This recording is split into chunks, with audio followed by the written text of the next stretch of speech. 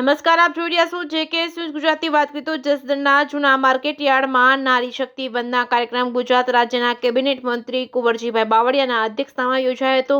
આ કાર્યક્રમમાં મંત્રીના અધ્યક્ષસ્થાને આયોજિત વિધાનસભા મત વિસ્તાર નગર 72ના નારી શક્તિ વંદના કાર્યક્રમના લાભાર્થીઓને 13,30,000ની સહાય આપવામાં આવી હતી, તેમજ મહિલાઓનું સન્માન કરવામાં આવ્યું હતું.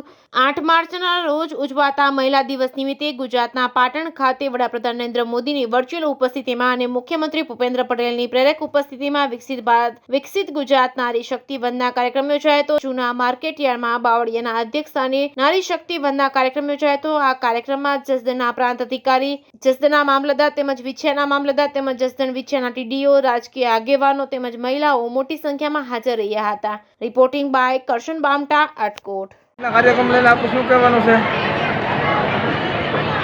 વિકસિત ભારત વિકસિત ગુજરાત નારી શક્તિ વંદના કાર્યક્રમમાં જસદણ ખાતેથી આખા વિધાનસભા મત વિસ્તારમાં ત્રણેય મંડળમાંથી જસદણ શહેર, જસદણ તાલુકા અને વિછિયા તાલુકામાંથી જુદા જુદા સ્વસહાય જૂથોમાં, સખી મંડળોમાં જોડાયેલી બહેનો, એની સાથેની સહયોગી બહેનો ખૂબ વિશાળ સંખ્યામાં અહીંયા જસદણ ખાતે ઉપસ્થિત રહેલા.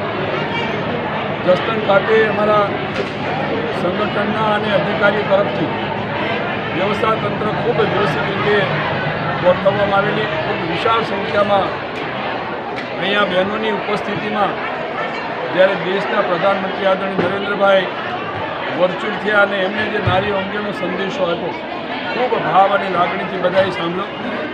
રાજ્યના માનનીય મુખ્યમંત્રી ભૂપેન્દ્રભાઈ પણ જે રીતે પાટણથી જોડાયેલા, આગામી દિવસમાં આ વિસ્તારની બહેનો પણ પોતે સ્વનિર્ભર બને અને સ્વસહાય જૂથો અને સખી મંડળની બહેનોએ સૌએ અહીંથી પ્રતિજ્ઞાબદ્ધ રીતે સૌએ આ સાંભળીને નક્કી કર્યું કે આપણે પણ આ જે સ્વસહાય જૂથમાં જોડાયેલાને સામેલ કરવાનું અને દરેકે પોતાના પગભર કરવા માટે, રોજગાર ઊભી કરવા માટે સ્વસહાય જૂથોમાં જોડાય અને રાજ્ય સરકાર અને ભારત સરકારની વિવિધ યોજનાઓનો લાભ લઈ અને પોતાના પરિવારને આર્થિક રીતે પગભર કરવા માટેનો સૌએ સંકલ્પ કર્યો.